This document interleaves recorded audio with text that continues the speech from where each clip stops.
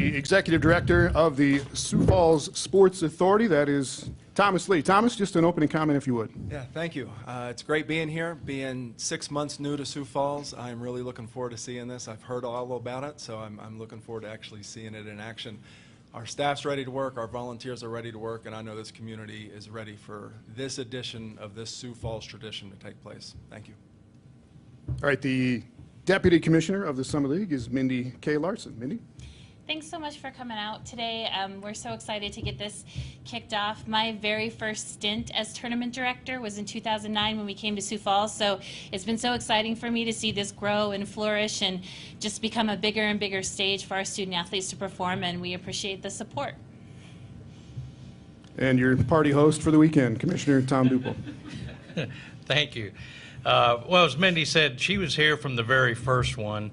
And obviously, she is the tournament director in charge of anything and everything. I will say that the tournament obviously has grown. This will be our 11th year, and it's a credit to the staff under Mindy, her leadership and what she has done to make an outstanding men's and women's tournament. You know, our attendance, our media coverage, our support with our sponsors is second to none when you come to the mid-majors, and we're kicking the door down with the Power Fives in attendance, and especially in our women's side. So we're excited to be here. Again, I say this every year, but it is going to be an exciting tournament. You're going to see some great men's and women's basketball at the Division I level. Just for instance, on the men's side, we had 14 games decided by 4 or less points and a lot of last-second shots. And so I suspect that we're going to see a lot of that happening here in the next few days out on the court.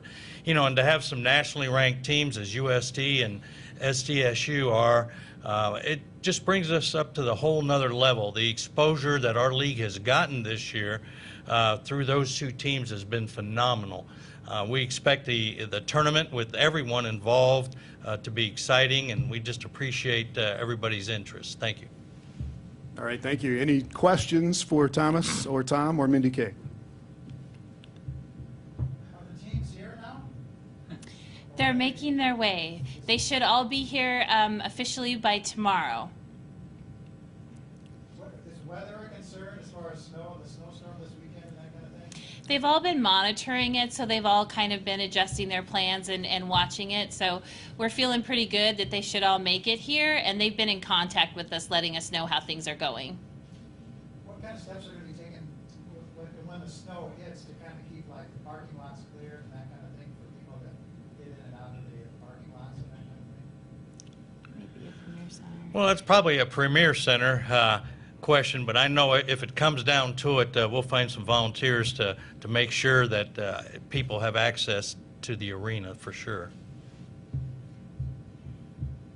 Any advice for people tomorrow and Sunday with the Sportsman Show going on as far as logistics?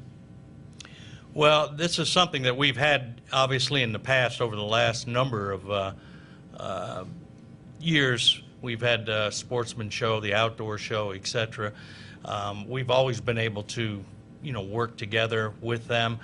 Parking's going to be at a premium. I know there's some shuttles available from the Southeast Technical School that the Premier Center's running that will be available. But my advice would be to get here early and get a parking spot because it will be full on Saturday and Sunday for sure. What's the change in conversation been like with your TV partners about the response that they've got from the games on television over the last couple of years versus the first couple of years of the tournament? Well, personally, I think that's a key to our success and how visible this tournament has become. First couple of years, we didn't have Midco televising our games, and now we have the quarterfinal and semifinal being televised. In addition, those games get up on our partner at ESPN, so they can get it on ESPN 3 or ESPN Plus over the last number of years. I think that's gotten additional exposure and has created more interest in our tournament. This year, Midco did 106 games. That's unheard of at the mid-major. Anybody, to do that many games for men's and women's basketball and be able to put those up on the satellite and to be able to have national following with those is all positive for the league. And I really think there's a trickle-down effect of where, their numbers are up during the regular games, the quarterfinal and semifinal game, but over the years, there's a trickle-down effect of attendance for sure. Do you think snow will have any impact on this weekend's attendance? I look at last Monday's game when I-29 was shut down, and we made that announcement an hour or so before the games, and there were still people pouring in. So I think it will have an effect. Unfortunately, Saturday, it's usually one of our higher attended games. But I believe that they'll find a way to get here. Hopefully it's safe, and that's the first thing. If not, for sure, we're going to have it broadcast, and they can create a lot of interest by watching it at home, too. What about the latest ticket situation for all sessions versus individual sessions? Go ahead, man. All session passes, we're pretty much sold out in the lower bowl. We'll have some single games up in general admission, but ticket sales have been just as good as ever. But of course, they're buying them before, everyone saw the forecast. But we don't have many lower bowl seats yet left, but we'll have some upper decks. Thomas, did this tournament help draw you to Sioux Falls and apply for this job? Yes, it did actually. This sports authority, this sports commission was founded about 12 years ago to bring in premier events, and this tournament is that premier event, and it's actually helped us bring other events to town. So yeah, it started the domino effect of all the other events that we brought to town and will continue bringing to town. Thomas, can you talk about the week as well, not just this tournament, but the NAI and what it's like for you guys in regards to planning both events at the same Sure, it's been busy. It's been really busy. So we have another tournament going on as well at the Pentagon, and that's the NAI event.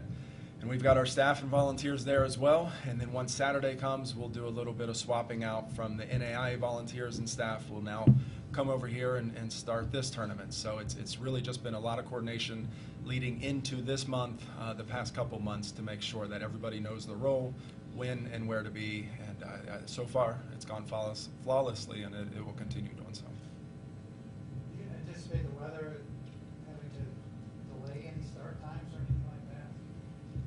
Games? I don't believe, and I know our officials coordinators are working with our officials to make sure that we have them here, and I know they're coming in a day early, and they're well aware of the travel, but I don't anticipate, us, deviating from our schedule.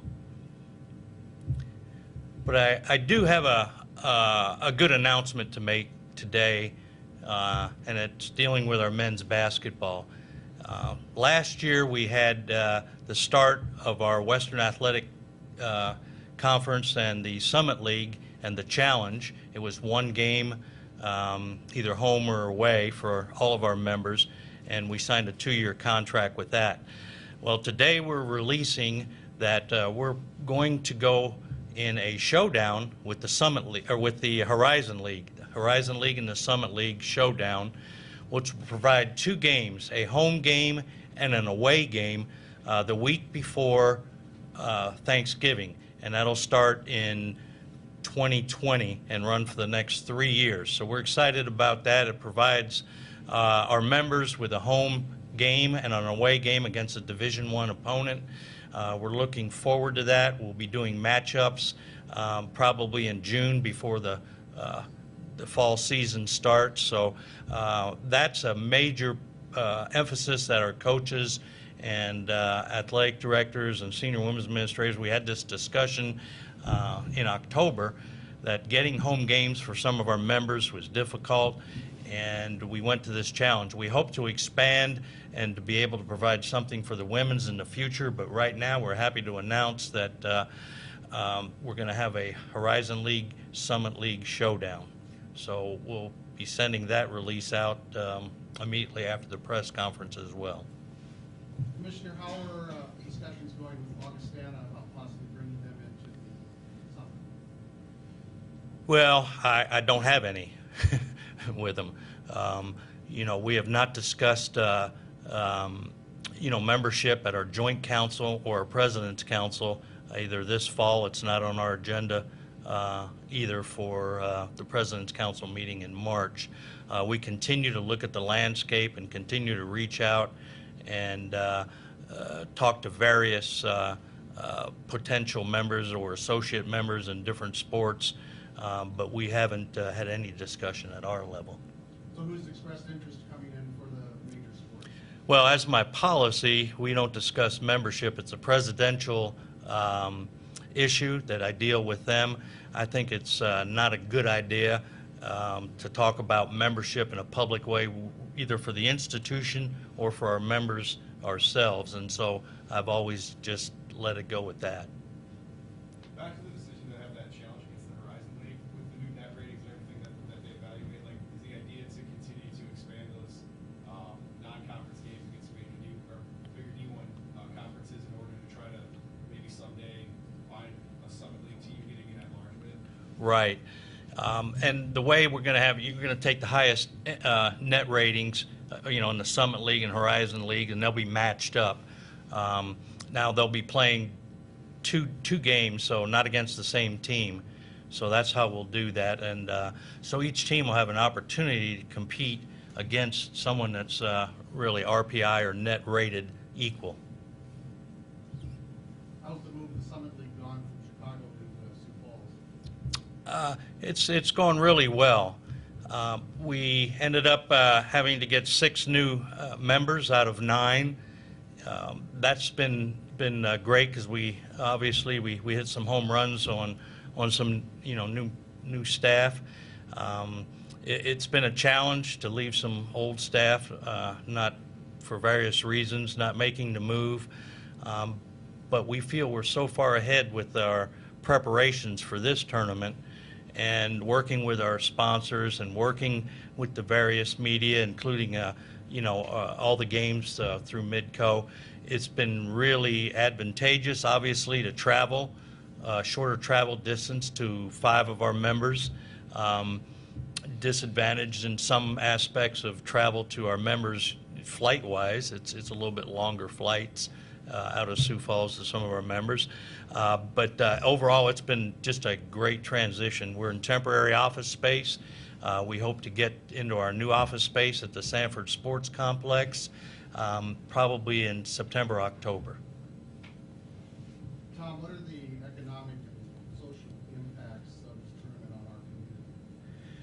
Well, I think it's in 2013, the CVB came out with a estimate of $2 to $3 million as an economic impact for this tournament, which you can't put a number on, or we haven't anyway, is the amount of media exposure that Sioux Falls has gotten with our tournament. It has been phenomenal. I mean, you know, when you basketball news or any media outlet, and especially now with Instagram and Twitter and social media, Sioux Falls has always been mentioned as this particular site for a men's and women's basketball tournament. It's hard to put 14 games on TV with Sioux Falls as an infomercial, you know, with their logos and everything, what the value is that. But it's certainly helped get more events here. And I think, you know, just for instance, we just got a report that our men's and women's swimming championships, they valued at 300 and some thousand as an economic impact here for Sioux Falls. I think it plays out over time and over years with the exposure that you get with our basketball tournament being on national TV. So I think it's been invaluable. Indicate this 12 years ago, this league came west, you know, came into Dakotas, and just talk about the impact that's had on the league and bringing Omaha and North Dakota back in as well. I think it's created some rivalries, and I think that it's kind of elevated everybody's talent level, the way they recruit. It took our existing schools, and they've become better because of those matchups, and I think it's just shown a lot of overall improvement across the board, whether it's on the I-29 side or some of our other flight schools. I think it's really helped us in a recruiting and a talent kind of area. I think that's been part of the positive of our changing membership.